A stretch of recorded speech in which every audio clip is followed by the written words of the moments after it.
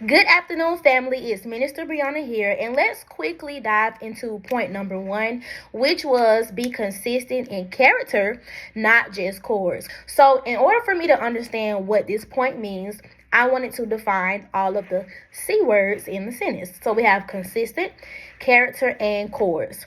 The definition for consistent is acting or doing the same thing over time or unchanging in nature. The definition for character, the mental and moral qualities distinctive to an individual, or a way someone thinks, feels, or behaves. The definition of chords, a combination of three or more notes played simultaneously, producing a harmonious sound, or providing a sense of harmony, movement, and emotion. Okay, so if we were to put those definitions in the sentence and kind of swap out those words, it would say, be the same way in the way you think, feel, or behave, not just when providing a sense of harmony, movement, and emotion on the stage.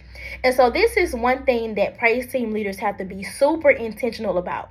We're super focused on the expression, we're focused on the energy, we're focused on knowing the right note, singing the right thing. But sometimes we forget that worship is not just about what we're doing on the stage, but it's also about how we act in public. So I want you to think about 3 questions. You lead on the stage, but how often do you lead in public? So are you a follower? Do you tend to go with the flow? Do you tend to pick up on other people's interactions or other people's moves and let that dictate how you are? 2, you sing on the stage, but how often do you sing in public? So we all know that there are several instances in the Bible where the word sing is used as a method of praise or giving adoration to God. So are you one that's quiet in public, or are you really an unapologetic praiser like we are, or what we say we are at the real church?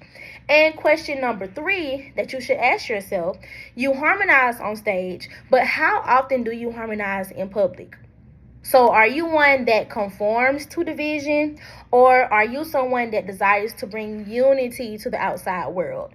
And this is very deep because it goes into your conversations, how you respond to people, the type of people that you allow in your space, and so many different things. And so those are just a couple of questions to ask yourself so that you can make sure that you're being intentional about point number 1, which is not just being consistent with chords, but being consistent in your character as well, that goes beyond the 4 walls of the church.